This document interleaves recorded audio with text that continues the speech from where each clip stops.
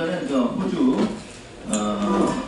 국립대학에서 연구원을 하셨고, 그다음에 이제 에너지경제연구원에서 환경, 가스 이런 부분 쭉 하시고, 그다음에 이제 에이펙 일본의 APRC라는 데 부원장으로 오래 계셨습니다. 10년 가까이 계셨고, 그 다음에 다시 오셔서 에너지경제원에 계시면서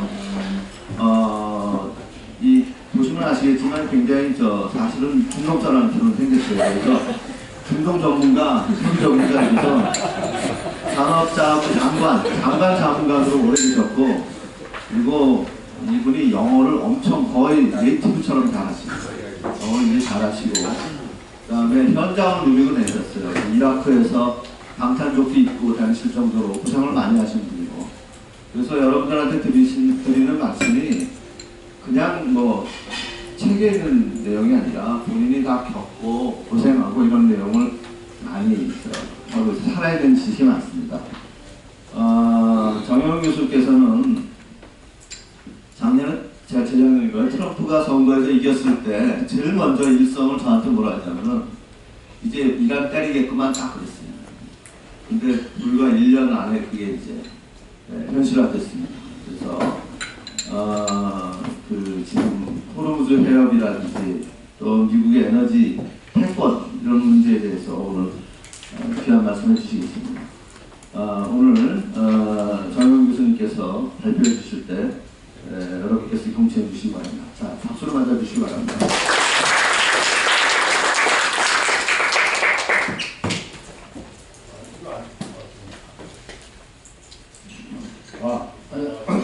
안녕하십니까. 정명훈 나갑니다.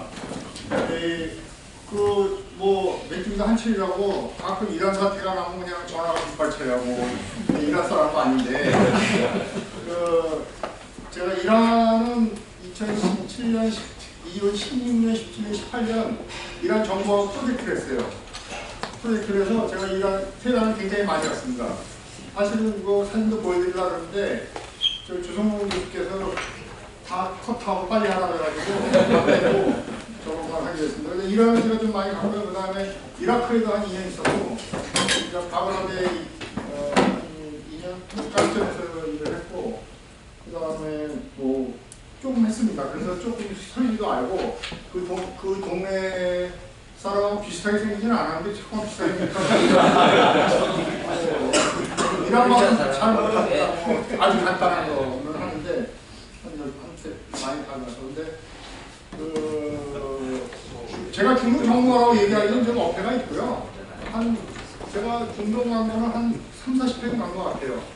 제가 사우디도 다 가봤고 그 동네는 다 가봤습니다. 거의 다 가봐서 전문가는 아니에요. 왜냐하면 내가 거의 한 10개 번 30-40번 갔다 그래서 그 전문가가 될 수는 없거든요. 내가 공부를 많이 한 것도 아니고 역사를 많이 하는 것도 아니고.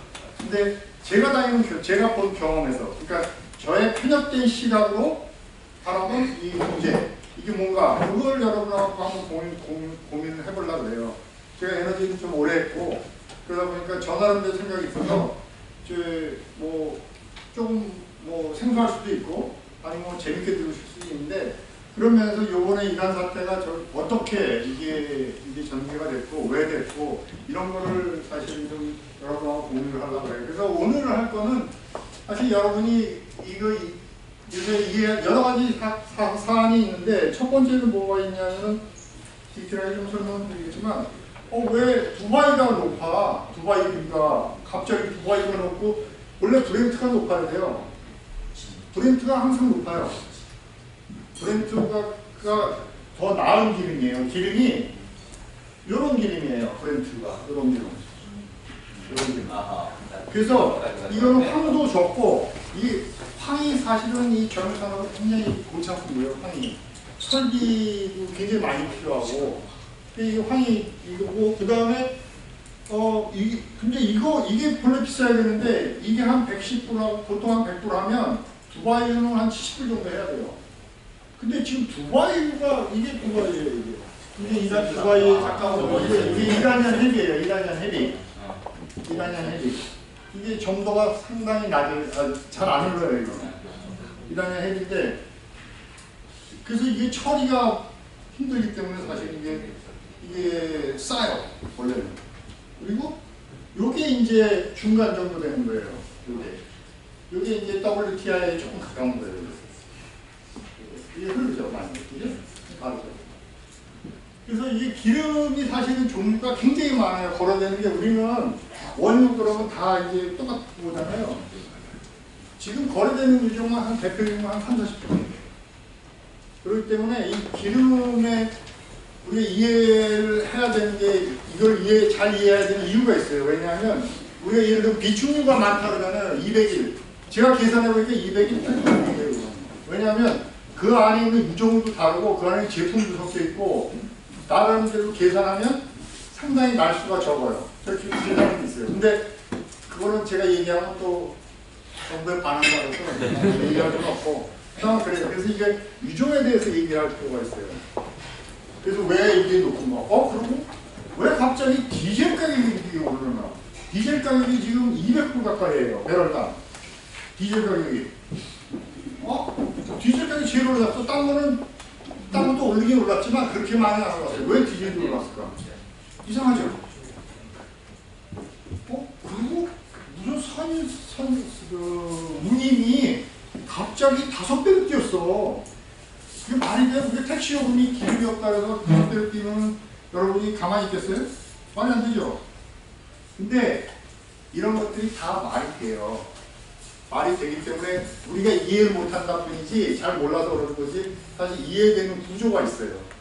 그래서 여러분한테 그런 구조를 짧은 시간이지만 좀 설명을 드리고 여러분이 앞으로 그 학생들이 공부할 때 이게 도움이 될 수 있게 왜 이런 문제를 갖다가 우리가 봐야 되는지 그걸 갖다가 좀 설명을 드리려고 해요. 그래서 그 다음 할게 이제 정유산업이 기초. 정유산업이 뭔가 여러분 정유산업이 뭐라고 생각하세요?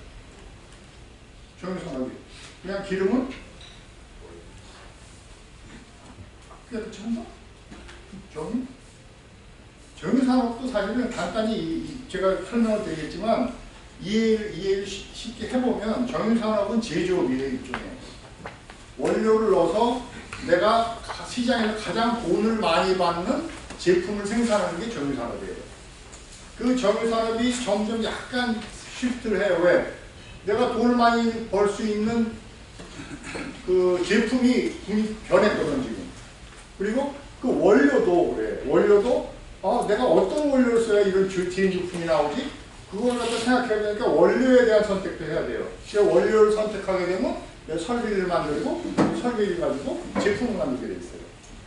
그래서 이 정유산업 이해하는데 제가 사실은 미국에서도 정유산업에 대해서 강의 좀 했는데 뭐 굉장히 나름대로 잘 정리했다고 그러더라고요. 그 사람들이.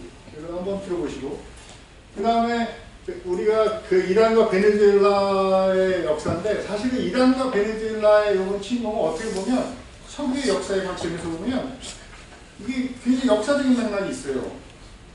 이란은 사실은 이란의 핵혁명이 시작된 게 언제냐면 시작은 51년부터 했어요. 51년에 무슨 일이 있었냐면 석유 노동자가 파업을 했어요. 파업을 해가지고 그 석유 노동자가 파업을 한 상태에서 조선박사 계속 빨리 하라고 그러는데 네가 좀 해야지.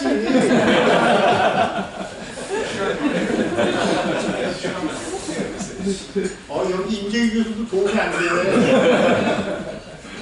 이거 제가 설명드릴 텐데 이게 다 석유의 역사예요, 사실은. 그 다음에 미국의 에너지 이 패권 확대가 지금 일어나고 있는데 이게 과연 어떻게 될까? 그 다음에 이게 과연 가격이 어떻게 전가되고 우리는 언제쯤에 가격의 정점을 맞을 것인가. 제가 다니다가 2008년에 중동에 다닐 때인데 그때 비행기를 탔는데 이게 딱 있더라고요. 200불 오일하는 잡지가 있더라고요. 뉴스윅인데 200불 간다고. 천만원 잡지. 그래서 제가 그 당시에 하나 샀지. 2008년에 우리 학생들 가르쳐야 되니까. 그 다음에 이 타이밍. 과연 앞으로 1개월, 5개월, 1년 어떤 타이밍으로 올까? 가격 충격이. 제가 볼 때 가격이 굉장히 길게 올 거예요. 요거는. 왜? 좀 달라요. 충격 자체가. 근데 충격 자체가 지금 같았으면, 옛날 같았으면, 우리가 인터넷 에이지가 아니었으면 지금 200불 넘어갔을 거예요. 지금이 200불 넘어갔을 거예요. 근데 인터넷 에이지이기 때문에 우리가 모든 걸 모니터해. 미국이 어디 폭격했는지도 알잖아, 지금. 이 새틀라이트로 다 볼 수가 있어요. 옛날에는 이 정보 전달하는데 굉장히 시간이 오래 걸렸어요. 1973년만 해도 며칠 걸렸어요. 그러니까 나는 시장에서 모르는 거예요. 근데 먼저 한 놈이 와서 매점 매석하고 가격이 훅 뛰는 거예요. 그랬던 거예요. 그래서 이러한 정보 어떤 이 비대칭이 많이 해결됐기 때문에 사실은 그 유가 그 가격의 충격이 상당히 덜한 그런 면이 있습니다. 자, 이거는 서울이고. 그래서 역사적 이게 우리 가격을 잘 봐야 돼요. 147불이 우리가 지금 이번에 120까지 갔죠. 150까지 갔어요. 근데 그 사우디 왕 MBS라고 있죠. 그 무하마드 빈 살만. 얘가 맨날 그러는 게 뭐냐면, 아니 왜 석유만 가지고 그러느냐. 임금도 다 오르고 했는데 왜 석유 비싸지도 않은데 비싸다 그러느냐. 석유 지금 오늘 100불 찍었죠. 어저께 100불 그냥 브렌트로 100불 107불 하는데 그게 실제로 2000년 가격으로 2000년 불건 가격으로 얼마인지 아세요? 50불이야 50불 53불 2000년 불건 가격으로. 그럼 역사적으로 보면 그렇게 비싼 가격이 아니야. 2008년 가격 2020년에 사고 났을 때 가격 그보다 훨씬 나아요. 그러니까 여러분이 임금도 다 오르고 다 올랐는데 석유 가격 오르는 것만 민감해요. 석유 가격 100불에만 민감하니까 사우디가 제일 많이 생산했잖아요. 얼마 전까지만 해도 지금 이게 제일 많이 하지만 이거에 대해서 굉장히 약간 우리가 착신을 하고 있어요. 원유 100불은 굉장히 비싼 거다. 근데 원유 100불이 사실은 지금 보면 53불밖에 안 돼요. 이거 불법자로 계산하면. 지금 사실 200불 가야 인제 100불이에요. 불법 가격으로 하면. 그래서 사실은 우리는 계속 원유 100불 하면은 거의 알러지가 있잖아요. 알러지가. 근데 원유 100불은 사실은 역사적으로 비싼 가격이 절대로 아닙니다.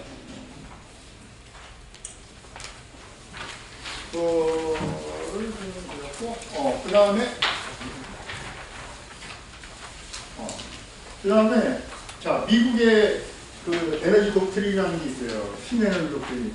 이 트럼프가 사실은 많이 요새 얘기를 하는데, 요건 새로운 법이에요. 요번에 1월에 한 법이 하나 통과가 됐는데, 그게 뭐냐면 ET 어디 있어? ETH라는 액트인데 이게 되게 웃기는 거예요. 뭐냐면 Energy Threat Analysis Center Act예요.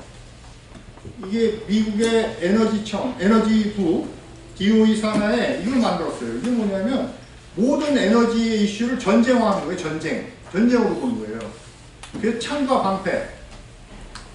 에너지 독트린의 핵심은 뭐냐면 미국은 1950년 전까지만 해도 작업을 하고 수출을 많이 했어요. 그 전 세계 에너지 자원을 다 싹쓸이했어요. 영국하고. 그래서 자기네 그 보호하려고 여러 가지 법도 만들고 그랬어요. 28년에 법도 만들고 그 히스토리가 있는데, 이게 70년대 가면서 에너지 소비가 늘어나니까 이게 이제 에너지를 남한테 의존하게 된 거예요. 특히 중동에. 그러다 보니까 그때부터 에너지 인디펜던스라는 말이 나왔어요. 74년에 인디펜던스가 나오고 석유위기를 겪고 하면서 미국은 한 30년 이상을 오펙에 시달렸어요. 미국 애들 얘기는 우리가 강대국인데 오펙이 시달린 거예요. 오펙이 석유를 무기화할 때마다 미국 정책은 힘들었어요. 그런데 얘가 나온 거예요. 얘가. 이거 뭔지 아세요? 이게 쉐일이에요. 쉐일. 여기서 기름하고 가스하고 다 나와. 여기서 기름하고 가스하고 다 나와. 이거 제가 미국에서 밀수한 거예요. 저 기름하고. 근데 이게 쉐일이에요. 이게 크기가 어느 정도로 있냐면 밑에 땅에 큰 데는 뭐 깊이 이게 너무 3km, 뭐 3km, 20km 막 이렇게 있어요. 지층이. 이게 지금 텍사스에 많아요. 그 이거에서 기름하고 그 다음에 가스를 뽑아가지고 지금 미국이 제1대 소수출국이 된 거예요. 천연가스하고 푸드요. 얘가 미국이 돌을 맞아가지고 지금 이렇게 된 거예요. 이 돌.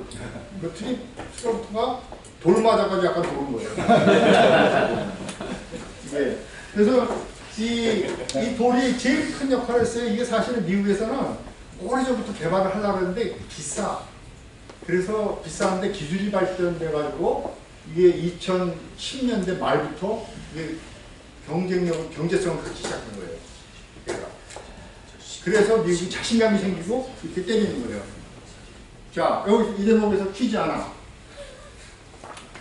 바보하고 미친 놈이라고 하면 안 되더라고. 미친 분하고 둘이 싸워. 그러면 어떻게 될까? 주위 사람들이 피곤해지는 거예요. 주위 사람들이 둘은 잘 몰라. 하나는 모두 맞느라고 모르고 하나는 때리느라고 모르고 주위 사람들이 피곤해지는 거예요. 지금 피곤해지잖아요. 그죠? 근데 자, 이거 핵심은 두 가지만 기억해야 돼요. 창과 방패. 창과 방패. 방패는 뭐냐? 미국의 에너지 시스템을 견고히 하는 거예요. 견고히 하는 거. 뭐냐면 미국의 에너지 시스템이 잘 돌아가고 돈도 벌고 하서 보호를 하는 거예요. 베네수엘라 얘기예요. 사실 어떻게 보면 베네수엘라 얘기인데 미국은 옛날에 어떻게 생각했냐면 유전에서 일을 하다 보면 이 기름이 있잖아요. 어떻게 70년대만 해도 기름이 이제 점점 없어졌어. 이게 말이에요. 고등학교 가서 저번 날에 이걸 했더니 몇 병이 없어졌어. 돈도 없어지고. 이게 있죠. 이 크루드잖아요. 이 크루드인데 이게 점점 이제 라이트한 게 나오다가 하다 보면 우리도 그렇잖아요. 밑에 있는 국물이 좀 진하잖아. 이제 그런 논리로 이렇게 변한다고 생각했어요. 대부분의 이제 기름은 다 이렇게 진할 것이다. 그래서 여기에 맞춰서 조미소를 지었어요. 그런데 여기서 나오는 애는 얘예요, 얘. 여기서 나오는 애는 이렇게 하이탄 애들이 나와. 그러니까 이거는 사실 문제가 좀 있어. 왜냐면 이렇게 정유소 이렇게 지어놨는데 이렇게 나오면 내가 정유소 운영이 안 돼. 운영이 안 돼.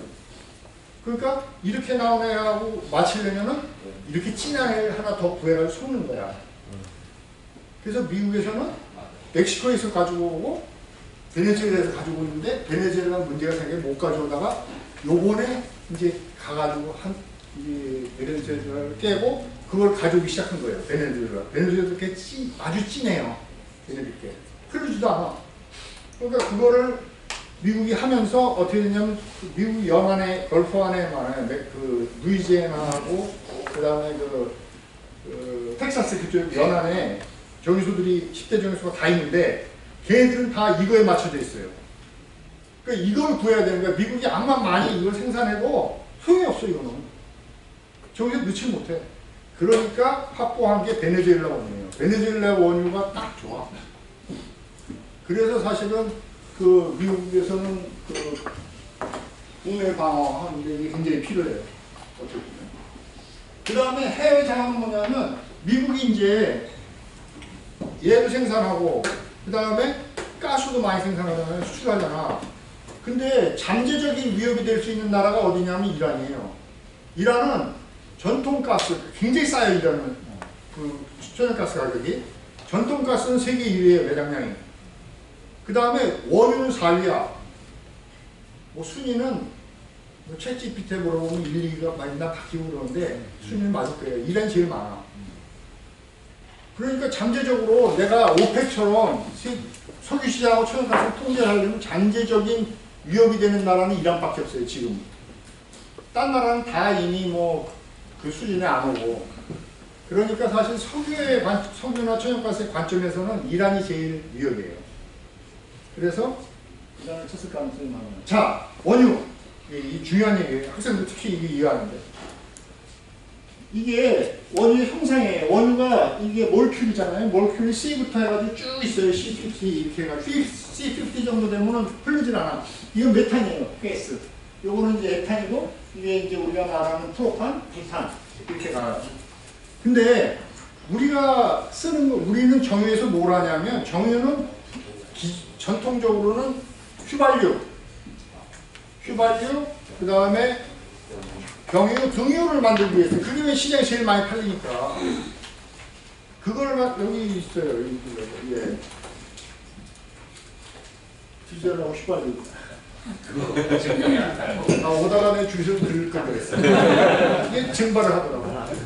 근데 이 분포를 보면 어떤 기름에 따라서 구성이 달라요. 어떤 거는 이 몰큘 큰 게 많아.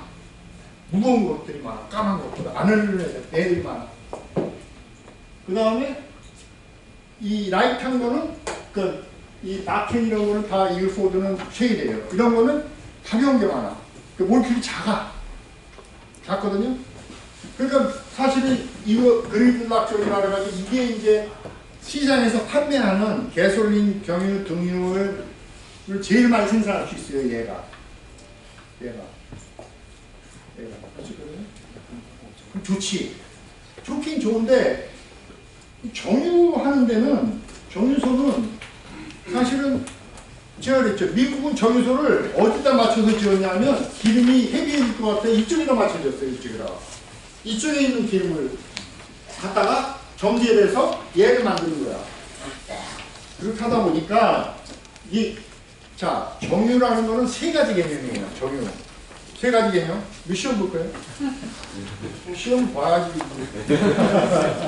정유는 세 가지. 하나는 뭐냐면 물리적으로 분리를 하는 거야. 끓는 점이 달라요. 무거운 건 나중에 끓고 가벼운 거는 빨리 끊기 때문에 그걸로 그 타워가 있어요. 그래서 제일 먼저 빨리 끓는 게 위로 날아가고 그 다음에 덜 끓는 게 밑으로 내려가요. 그래서 그걸 분리를 하는 거야. 물리적 분리. 그게 디스틸레이션이에요.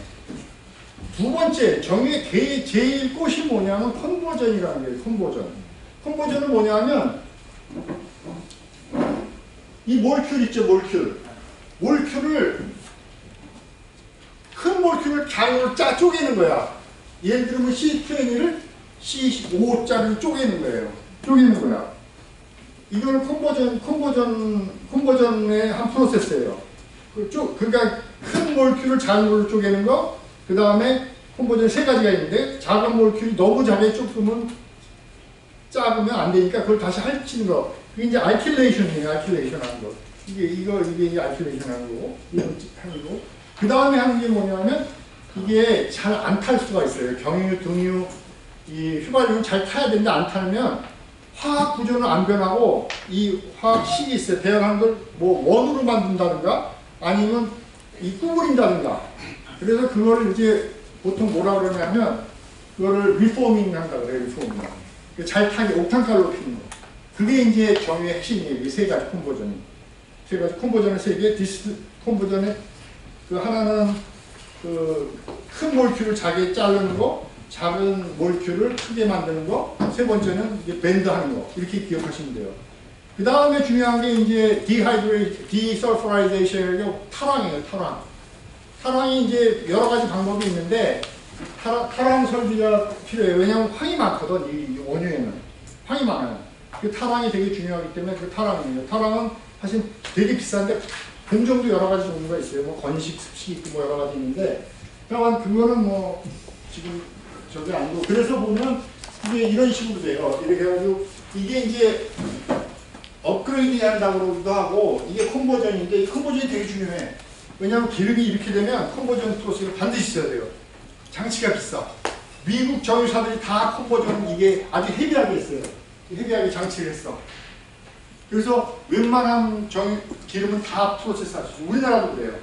그거를 이제 그 업계에서는 넬슨 인덱스라고 하는데, 넬슨 인덱스가 굉장히 높아요. 그거 넬슨 인덱스가 12 정도 되면 되게 높은 거고, 유럽은 안 그래요. 유럽은 사실은 넬슨 인덱스가 8.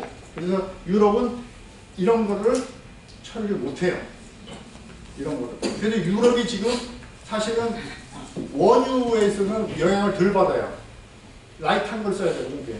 사실 러시안 에스포 같은 거 쓰는 게 제일 맞아요. 중일본에서 얘기하는 중일본에서. 좀 아시네.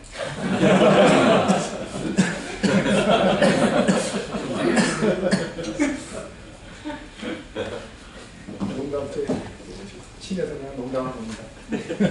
그래서 이제 보면 이게 컨버전 하는데 세 가지가 있어요. 보통 세 가지가 있냐면 하나는 뭐냐면 FCC라는 게 있어요.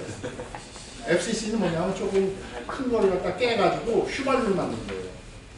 그 다음에 하이드로 크래킹 하는 게 있어요. 요거는 디젤을 만드는 건데 고순도 디젤을 만드는 거예요. 조금 큰 걸 깨가지고.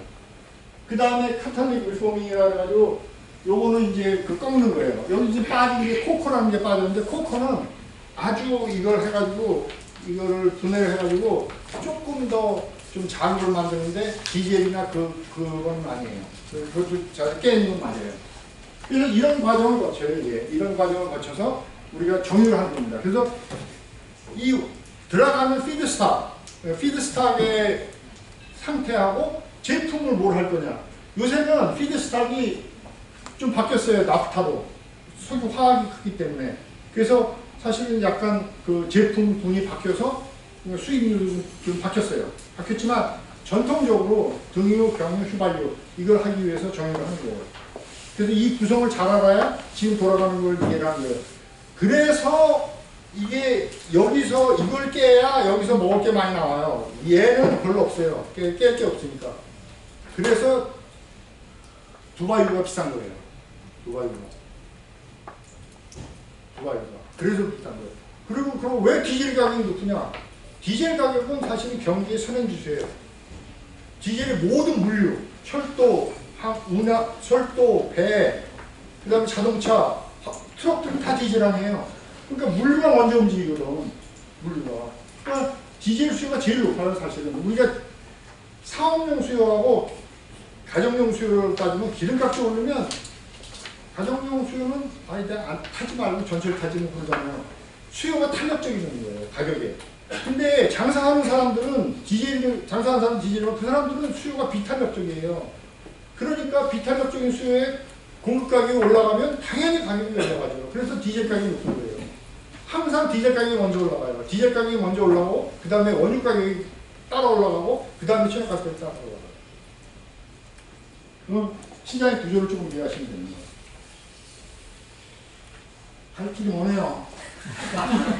자, 이거는 설명을 했고 내가 이것도 한 시간 할 수 있는데 베네수엘라 빼고 베네수엘라 사실 그래서 베네수엘라에서 원유를 가져온 미국 경제에 굉장히 큰 도움이 돼요. 그 다음 이란도 마찬가지예요. 이란도 사실은 잠재적인 그 위협이 되기 때문에 이란을 했는데 이란은 사실 좀 억울한 면이 많아요. 왜냐하면 1953년에 미국의 CIA하고 이거 역사에 나오는 얘기예요. CIA하고 MI6하고 해가지고 그 이란의 옛날에 앵글로 이라니안 오일 컴퍼니가 있었어요. 그게 BP의 전생이에요. petroleum의 전신인데 거기서 이게 이제 이 핵심 이유는 뭐냐면 유전을 개발하면 서양 회사가 85를 가져가고 이란에는 15만 줬어요. 불평등한 거지. 자원은 내 건데 85, 15를 했어요. 85, 15. 그래서 그 15를 받고 하다 보니까 이게 굉장히 힘든 거야. 실업률이 막 보니까 이란 정부에서 이거 국유화해버렸어요. 국유화하니까 그 대통령이었어요. 모사데크라고. 모사데크 대통령인데 53년에 가택연금을 해서 축출해버렸어요. 그러고선 앉힌 게 팔레비예요. 팔레비. 사실은 석유의 역사예요. 이게 석유에서 시작된 문제예요. 지금도 제가 볼 때는 한 70%는 석유의 문제라고 봐요. 그 다음, 베네수엘라랑 이란은 사실은 천연가스를 생산을 안 해요. 해요. 했는데 딱 국내로만 써요. 얘네들은 전량 내수용이지만 수출해요. 인접국에 수출도 해요. 파이프라인으로. 이란도 마찬가지예요. 이란도 저기 아제르바이잔하고 터키 쪽으로 수출을 해요. 파이프라인으로. 근데 LNG는 없어요. 그러니까 국제시장에 영향은 안 미치죠. 자, 여기서 이제 LNG를 우리가 얘기할 때 중요한 게 하나 있어요. 학생들은 꼭 알아야 되는 게 있는데 LNG하고 아니 천연가스하고 석유하고는 달라요. 옷이. 석유는 가격을 보세요. 한 가격으로 움직이잖아요. 유전에 따라 또 한 가격이야. 근데 천연가스는 물품이 하나인데도 불구하고 지금 헨리업이라고 있죠. 미국에 거래된 데가 헨리업이에요. 헨리업 가격은 지금 3불 10센트 정도예요. 우리나라에 들어오는 건 22불이야. 똑같은 MMBTU당 22불, 유럽은 20불. 왜 그럴까요? 왜 가격이 다를까요? 유가는 똑같아요. 전 세계적으로. 근데 천연가스가 달라요. 달라도 너무 달라. 왜 그럴까요? 네? 하나 그것도 있어요. 하나 그것도 있고 그 다음에 그냥 시간 관계상 설명을 하면 천연가스는 로컬 굿이에요. 왜? 저장이 힘들고 운송이 힘들고 그 다음에 계약 관행이 굉장히 경직적인 계약이에요. 내가 예를 들면 원유는 세븐일레븐에서 살 수도 있어요. 사실은 거의 그 수준이에요. 이게 코모디파이제이션이 된 거거든. 근데 천연가스는 아직도 에셋이에요. 에셋. 내가 그래서 살 사람이 있어야만 개발을 하고 살 사람이 개발을 해야만 내가 팔아요. 그래서 사실은 쌍방 계약으로 많이 해요. 그러다 보니까 이게 코모디티가 아니에요. 팔고 살 수 있는 코모디티가 아니기 때문에 가격이 각 지방마다 다른 거예요. 로컬. 전력 가격도 그렇게 전력 가격도 나라마다 다 다르잖아요. 그럼 꼭 알아보시면 됩니다. 블렌딩 역할, 이건 제가 얘기했고, 이거 시청각 교재로 다 설명을 했고. 그래서 이제 원유 시장에 대한 미치는 영향이 어느 정도인가. 지금 이제 문제가 되는 게 이거예요. 얘가 문제가 되거든. 이라니안 헤비 스타일. 이게 두바이나 아니면 오만에서 나오는 그 무르반이라는 거 비슷해요. 유종이. 얘가 없는데 여기다가 미국도 안마 수출해야 도움이 안 돼요. 얘하고 유종이 다르기 때문에 도움이 안 돼요. 러시아도 에스퍼라는 건 도움이 안 돼. 러시아 우랄이 도움이 돼요. 우랄. 그래서 러시아 우랄까지 많이 올랐어요. 웨스턴 우랄. 발음이 좀 이상한데. 그래서 그 유종별로 잘 보셔야 돼요. 유종별로 잘 보는데 우리나라가 필요한 것도 얘예요. 우리나라도 다 얘한테 맞춰서 되었어요. 이라니안 헤비 특히 뭐 대산이나 뭐 여기 그 인천에 있는 거 다 이걸로 맞춰서 되었어요. 당분간은 계속 될 거예요. 근데 저게 조금만 더 오래되면, 조금만 지속이 되면 200불 넘어가는 거는 난 일이 아니라고 봐요. 왜냐하면 200불 넘어가는 거는 사실은 만약 이게 이제 문제가 되는 게 어떻게 문제가 돼요? 처음에 전쟁이 일어나자마자 가격이 오르는 건 그거는 실제적인 이 물품 교역하고 관계가 없어요. 그건 파이낸셜 마켓이에요. 파이낸셜 마켓을 밀치거든. 그게 볼 수 있는 게 이제 오픈 인터레스트라는 게 있어요. 사람들이 포지션하는 거. 내가 롱 포지션을 가져가면 내가 이걸 사겠다. 락인하는 그런 것들이 있어요. 그런 것 때문에 올라가는 거지. 맨 처음에는 뭐 전쟁 다 하는데 아니 내 저기 탱크에도 기름이 있고 차에도 기름이 있는데 왜 올라가 이게. 근데 이게 점점 시차가 되면서 내가 재고가 떨어지고 그 다음에 물리적으로 딜리버리가 안 되기 시작하면 가격이 솟구치는 거예요. 그래서 조금 뒤부터 가면 이게 보면 이게 이제 보시면 이게 미국이 러시아가 우크라이나 침공했을 때 가격 반응이에요. 가격 반응. 처음에 가격이 뛰었어. 그러다 사람들이 생각해보니까 아직 제법이 있어. 뭐 하다 보니까 좀 약간 다시 한 100일 이후에 100일 정도 됐는데 정점이 왔어요. 100일 정도. 천연가스는 피크가 130일 돼서 왔어요. 130일. 피크가. 그러니까 우리가 지금 경험하는 가격보다는 훨씬 높게 갈 가능성이 많아요. 한 3, 4개월 후에는. 그래서 제가 기고를 하나 했어요. 조선일보가 기고를 하나 했어요. 올 겨울이 걱정된다. 아니 사실 굉장히 걱정돼요. 올 겨울이. 올 겨울이 굉장히 걱정돼요. 여러 가지로. 왜? 북반구 수요가 다 겹쳐. 에너지에 대한 수요. 9월부터는 탱크를 채워 넣어야 돼요. LNG. 저기 그 천연가스 탱크도 채워 넣어야 되고 다 비축도 해야 되고 그 다음에 수요가 점프할 때예요. 점프할 때. 그래서 이 타이밍을 보면 이게 상당히 좀 걱정되는 면이 있어요. 그래서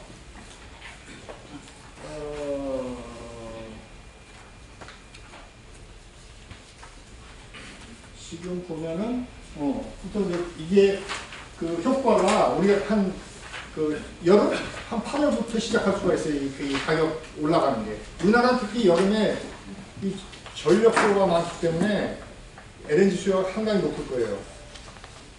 그래서 이때는 사실은 빨리 이 송전망을 해서 예를 들면 하남 거기 강이 뭐 거기 송전망해서 석탄 발전이 들어와야 돼요. 사실은 지금은 이미 석탄 발전을 해서 지금 가용하는 걸 써야 되는데 잘 안 되고 있어요.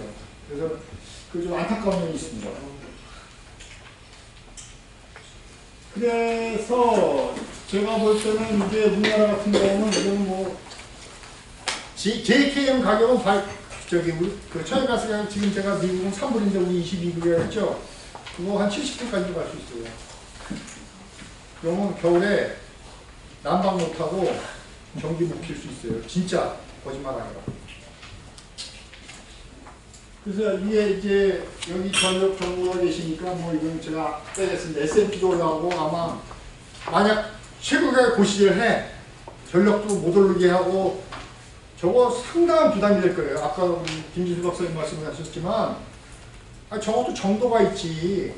가스공사는 지금 그 미수금이 엄청 많거든요. 못 받은 게 한전 적자 다시 아마 눈덩이처럼 돌아갈 수 있어요. 그래서 이거에 대한 대비를 해야 되는데 너무 안일하게 대비하는 것 같아요. 제가 볼 때는 너무 안일하게. 좀 선제적으로 갈 필요가 있다고 봅니다. 그 다음 여러분이 좋아하시는 호르무즈요. 그래서 요새 제가 그 생각을 해요. 호르무즈 쫀득 쿠키를 하나 만들어요.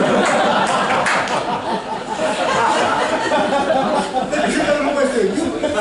다른 사람이 다 하는데 이 호르무즈 쫀득 쿠키를 만들면 잘 팔리지 않을까 생각했는데 왜 호르무즈가 이게 저는 여기 가봤어요. 여기 가봤는데 이게 왜 이게 호르무즈가 이렇게 넓은 문제가 아니고 그 다음에 이제 물동량 많은 게 가기도 해요. 물동량이 많지. 뭐 원유의 20% 천연가스의 20% 막 그러잖아요. 이게 굉장한 양이에요. 사실 5%만 해도 굉장한 양이거든. 근데 여기에 이제 더 중요한 건 뭐냐면 물류만 중요한 게 아니에요. 물류만 중요한 게 아니라 여기 에너지 설비, 전 세계 에너지 설비들이 다 있어요. 우리가 쓰는 에너지 한 30%가 이 근처에서 만들어지고 가공이 되고 수출되는 거예요. 여기 보면 여기 있죠. 여기가 다 유전지대예요. 사우디는 거기 5개 유전이 다 있어요. 그 뭐 가와르, 그 쉐이바, 프레이즈 다 있어요. 여기 5개가. 거기서 한 1,100만 배럴 정도 생산해요. 1,100만. 그 다음에 카타르 여기서 요 유전에서 가스전에서 7,700만 톤의 LNG 생산해요. 라스라판이라고 그러죠. 그 다음에 뭐 자질구레한 그 동네에서 사실은 UA 유전은 자질구레한 거예요. 뭐 100만 배럴짜리 이런 건 자질구레한 거고 여기 큰 것들이 다 있어요. 그 다음에 정제설비 앞케이크라고 있어요. 앞케이크 D케이크는 아니고 앞케이크 앞케이크라고 그게 앞케이크가 사우디 정유공장인데 거기서 하루에 700만 배럴 700만 배럴 정도 그 정유 그 컴플렉스에서 앞케이크. 그러니까 여기가 만약 이게 첫 번째 여기가 피해를 받은 복구의 시간이 무지하게 걸려. 많이 걸려요. 제가 위성사진도 있는데 진짜 많이 걸리고 두 번째 그 복구할 때는 물량이 안 나올 거 아니에요. 그죠? 그럼 이 여파가 우리가 생각한 거 이상해요. 예를 들면 러시아가 우크라이나에 침공했을 때는 밸브를 잠근 거지 설비가 망가진 게 없었어요. 우크라이나하고 러시아하고 암묵적으로 동의한 건 뭐냐면 에너지 설비는 건드리지 않는다. 왜? 서로 돈이 되거든, 그거는. 거의 내려오는 게 6천만 톤짜리였어요. 6천만 톤. 6천만 톤이 셧다운 됐었거든. 우크라이나 때. 지금 7,700만 톤이 설비가 피해를 보고 유통이 막힌 거예요. 이거 사실은 역사상 처음이에요. 역사상 처음. 그래서 이거의 어떤 리스크를 이게 과소평가한 경향이 있다? 저는 그렇게 봅니다. 그래서 여러분이 좋아하시는 그 포르부즈는 여기까지만 하고 더 많은 게 있는데 사실은 거기까지만 설명하겠습니다. 지금 저걸 계속 빨리 하라고 그래서 이게 우리가 보통 에너지 마켓에 샵이 오면 맨 처음에 금융충격부터 와요. 그 다음에 물류 조정이 와. 그 다음에 식물 부족이 와. 식물 부족이 오면 200불, 300불 뛰는 거예요. 난 그게 전혀 이상하지 않다고 봐요. 식물 부족이 올 때는 아무도 몰라요. 누구도. 얼마 갈지는. 요새 미국의 사빈패스라는 LNG 하는 데가 있어요. 저 처음 만들 때부터 제가 가봤는데 거기는 사빈패스가 배가 떴어. 배가 떴는데 그 카고에 5만 톤짜리 LNG를 떴는데 그게 어디로 가는 거냐면 아시아 쪽으로 가는 배였어요. 근데 배에 전화가 온 거야. 유럽에서 내가 너 더 줄 테니까 그 계약 파기하고 나한테 오라고. 그 유럽으로 바꿨어. 그랬더니 중국에서 다시 전화를 한 거야. 유럽이 얼마 줬니? 유럽이 주는 거에 플러스 10% 더 줄게. 무지하게 큰 돈이에요, 그거는. 사실은. 그래서 이게 배가 오다가 갈팡질팡 그걸 카고 디버전이라고 해요. 카고 디버전. 지금 카고 디버전이 많이 일어나는데 그거 한 척이면 5만 톤이잖아요. 5만 톤이면 250만 MMBTU예요. MMBTU랑 2, 3불 차이 나면 250만이니까 2불 차이 나면 500만 불 차이 나는 거예요. 카고 하나당. 그게 보통 큰 돈이에요. 그러니까 이게 막 왔다 갔다 하는 거예요. 그래서 이거 제가 써본 건데 이게 6개월 이상 되면 200불 가는 거는 아무 문제가 없어요. 200불 가는 거는. 그러니까 200불, 여러분 200불이라는 거 높다고 생각하지 마세요. 아까 말씀드렸죠. 200불이면 옛날에 100불이다. 그죠? 옛날에 100불이다. 그렇게 보시면 돼요. 그래서 실제로는 이게 우리가 지금 걱정하는 뭐 100불, 150불은 금방 넘어갈 수도 있어요. 지금 그 피해 상황에 따라서. 그래서 이게 제가 볼 때 석유는 이게 표현이 좀 그렇지 뭐 이게 완전 피로 물든 석유예요. 이게 얘 때문에 무수히 많이 사람을 죽었어요. 저기 중동 지역에서 얘 때문에. 그러니까 얘 아껴 써야 돼요. 그다음 이 자원 만든 석유 역사는 쭉 보시면 제가 그 석유공사에 기고한 게 있어요. 한 6편으로 해가지고 기고한 게 있어요. 석유 역사에 대해서. 한번 보시면 석유 역사가 사실은 그게 간단치 않은 역사예요. 이제 이거를 조금 뭐 철학적으로 보면 이런 게 있어요. 야, 미국이 지금 이제 1급 체제 아니에요? 거의 미국이 그냥 거의 깡패 수준 아니에요? 그죠? 깡패 수준인데 이걸 그 국제사회에서는 깡패를 뭐라 그러냐면 제국이라고 그래요. 제국. 깡패를 할 수 있는 걸 제국이라고 그래요. 제국. 그러면 이 제국이 그럼 제국에 흥망성쇠가 없느냐? 역사에 제가 그 조사를 한 게 있어요. 저희 강의할 때 조사해가지고 제국이 안 망한 제국이 없어. 다 망했어. 그러면 그런 망한 제국들이 어떤 경로로 해서 망했느냐? 그걸 요즘 최근에 세 사람 유명하게 그 언급된 사람이 폴 케네디, 레이 달리오, 그 다음에 에미 추아예요. 여러분 뭐 학생들한테 진짜 당부하고 싶은 거는 챗GPT나 인터넷 하지 말고 책을 봐야 돼요. 책을. 챗GPT는 진짜 도움이 안 돼요. 책을 봐야지. 이 책을 보면 이 폴 케네디의 핵심이 뭐냐 이거예요. 내가 힘 자랑하고 막 힘을 휘두르면 난 망한다 이거예요. 그게 망할 징조라는 거야. 왜? 이게 군비가 많이 들거든. 군비가 많이 들면 나중에 이 군비를 메꾸기 위해서 뭔가 정부가 뭘 해야 될 거 아니에요. 그럼 뭐 채권을 발행한다든가 뭘 하다 보면 국가 경제가 망가져서 결국은 못 살게 된다는 거예요. 올라간다는 거예요. 그 폴 케네디의 얘기로는 지금이 미국의 흥망성쇠 6단계 중에 5단계에 왔다는 정도 되는 거예요. 폴 케네디의 이 90년대 책 사람이 라이징 포럼 그레이트. 그래 레이 달리오는 요새 사람인데 레이 달리오는 투자자예요. 빌리언웨어인데 이 사람 얘기는 뭐냐면 국가 운영을 빚이 너무 많으면 안 된다 이거예요. 빚. 그래서 빚이 많은 나라는 망한다 이거예요. 뭐 예를 들면 뭐 원조도 많이 하고 뭐 이런 거 하다 보면 나간다는 거예요. 에이미 추아는 조금 독특한데 이 예일대학 교수예요. 제가 이 책을 여러 번 읽었어요, 사실은. 여러 번 읽었는데 에이미 추아의 얘기는 뭐냐면 제국이 되려면 두 가지가 있어야 된다고. 하나는 포용, 하나는 반응. 그래서 뭐 당나라 얘기도 나오고 그래요. 당나라 때는 당나라 장안에는 종교의 자유도 있었고 민족적인 차별도 없었고 그러니까 서열 예전에만 해도 다 그냥 서열이 있어가지고 가문으로 뭘 했는데 그때 그걸 이제 타파하는 게 당나라를 타파하는 게 과거제도예요. 과거제도. 그래서 과용과 포용이 국가를 지탱하는데 이것이 망가져가지고 그 분열하거나 정치적이나 이념적으로 분열하는 나라는 제국은 망한다는 게 이분의 그 얘기예요. 그래서 우리가 볼 때는 누가 생각나잖아요. 트럼프라고.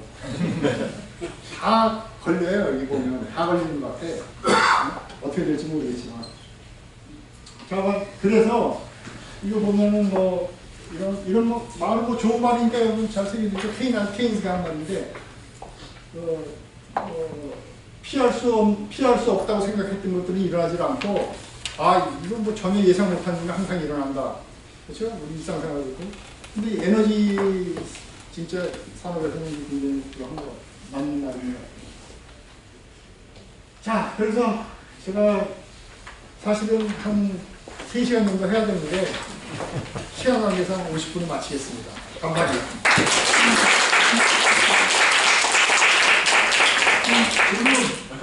잠깐만요. 제가 정영 박사님을 존경하는 이유 중에 하나는 아까 학생들한테 강조했듯이 평소에 굉장히 영어 원서를 굉장히 많이 읽습니다. 영어 지식량이 이제 많기 때문에 지금 한마디 드리는 말씀이 그냥 남 얘기 떠드는 게 아니라 본인이 체득하고 경험한 이런 내용을 많이 봤습니다.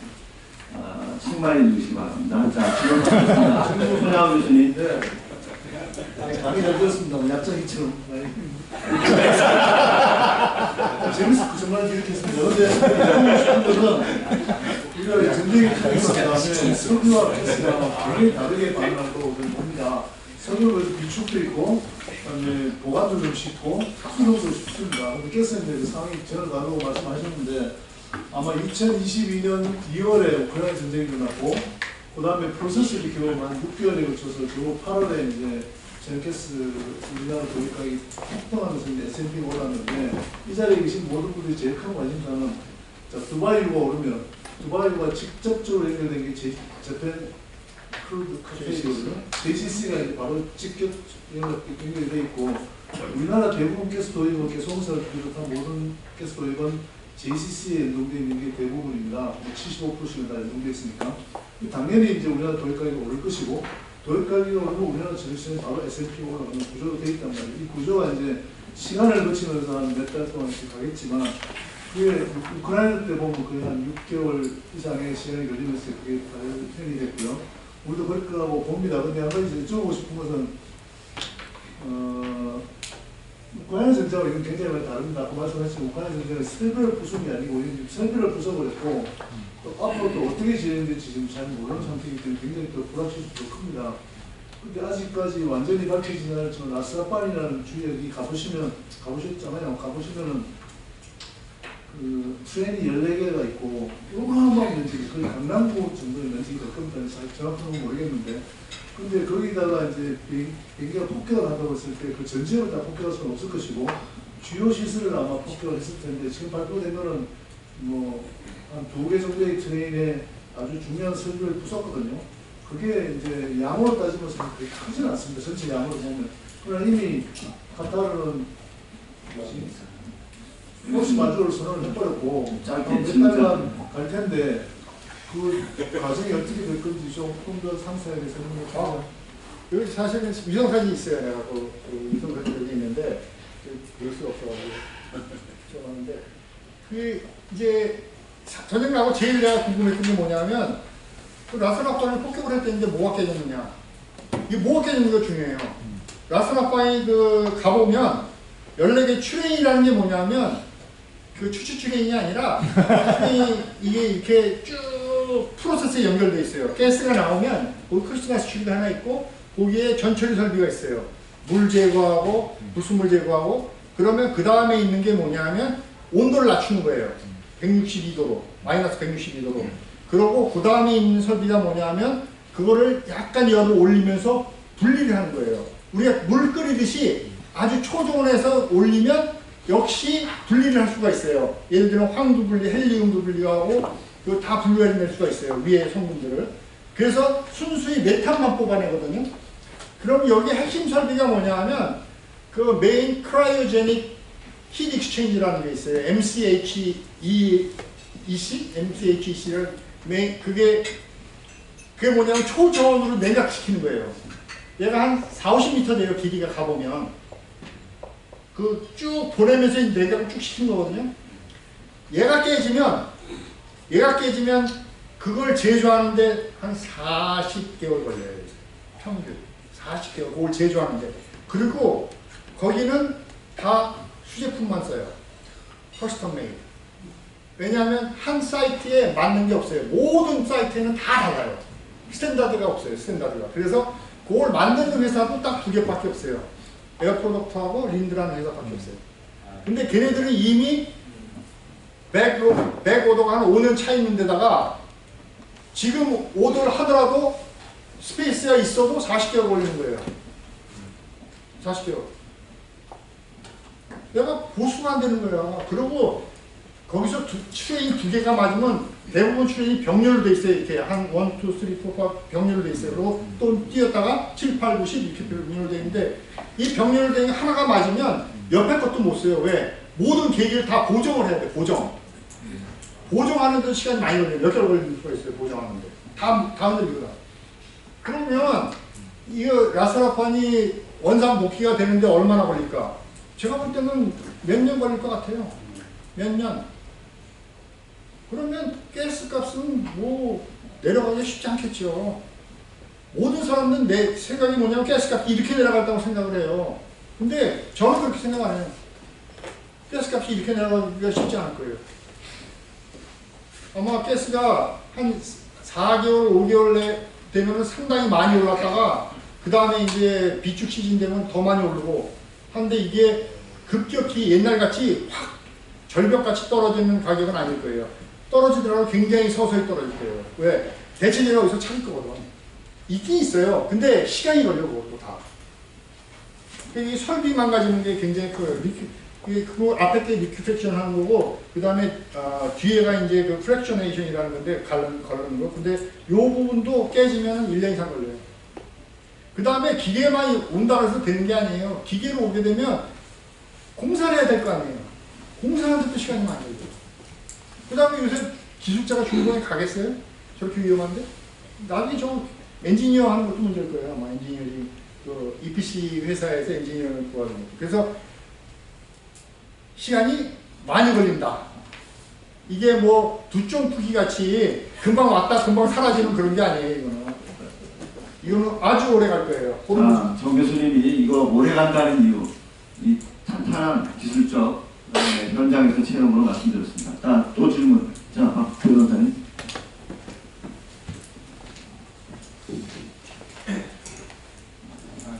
좋은 강의를 사실 다음으로 개설하시면 되죠. 정도의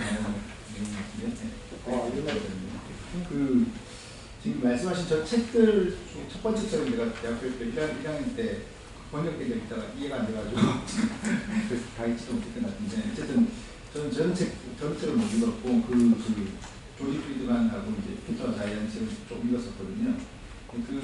제 느낌은 사실 미국 패권이 약화되는 건 장기적으로 약화되는 건 맞지만 사실은 이제 그게 그런 부분들이 사실 로마적으로 생각하면 사실은 그게 이제 저는 공화정에서 재정으로 바뀐 이후에도 상당히 오랫동안 지속되지 않습니다. 그러면서 약간 성격도 바뀌고 무력화되고 그래서 미국이 그렇게 좀 당장 그렇게 되지 않을 것 같고 오히려 로마 재정 쪽으로 그런 게 아닌가 그런 생각이 드는데 그건 좀 어떻게 보시나요? 이게 제가 제일 흥망성쇠 얘기를 했는데 이게 사실은 이 단계 넘어가는데 시간이 많이 걸려요.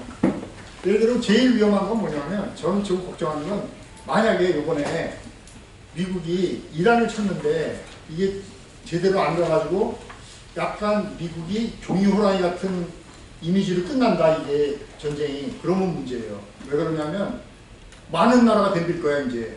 왜냐면 제 우동에 일치인 줄 알았더니 일치는 아니야? 그러면 문제가 이제 분쟁이 많이 날 거예요. 그 분쟁에 다 개입할 수도 없고. 그래서 미국이 아직 이기려면 도미넌트하게 있고 아니면 말고 중간에 이렇게 해야지 중간지대에 가면은 좀 어려울 것 같아요. 그리고 제국의 우리 박진표 변호사님 말씀하신 거 저도 동의하는 게 시간이 많이 걸린다는 건 뭐냐면 이게 미국이 쇠퇴하더라도 뭐 1, 2년 내에 5년, 10년에 쇠퇴하는 게 아니에요. 한 3, 40년. 근데 나중에 역사가들이 한 100년 후에 돌아왔을 때 야 이거 바로 이거였다. 이런 원인으로서 미국이 망했다. 아마 그렇게 얘기할 가능성이 굉장히 크다는 거죠. 자, 임재규 교수님. 예. 뭐 다른 건 모르겠는데 여러 가지 뭐 대책을 얘기하시잖아요, 그렇죠?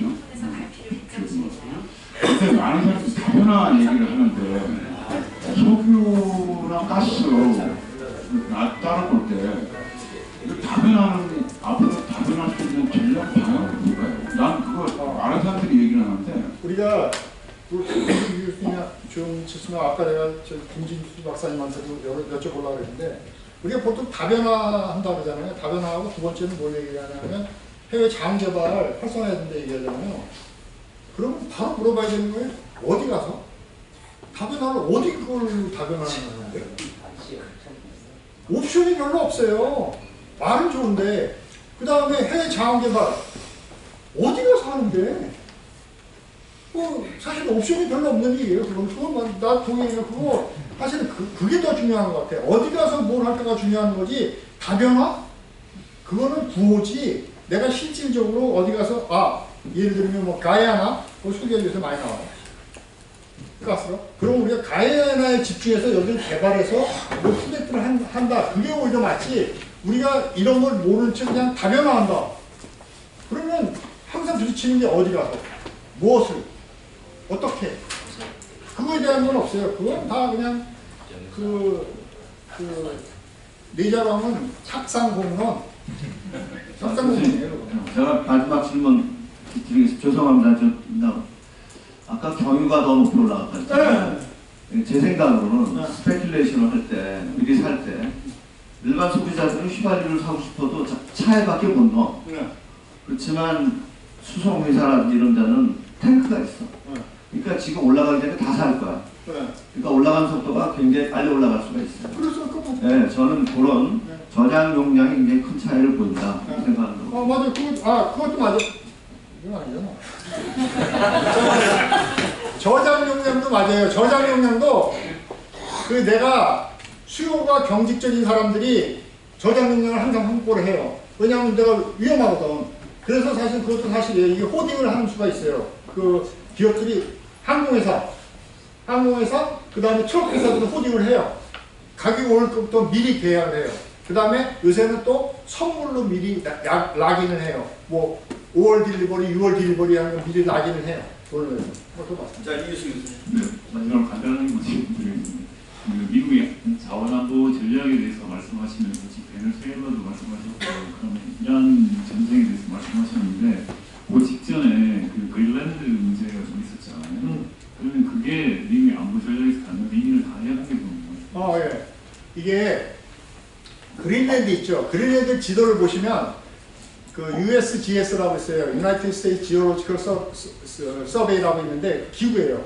지질 조사국인데 거기에 들어가 보시면 그린랜드에 대해서 그린랜드 광물이 나와요. 광물 지도가.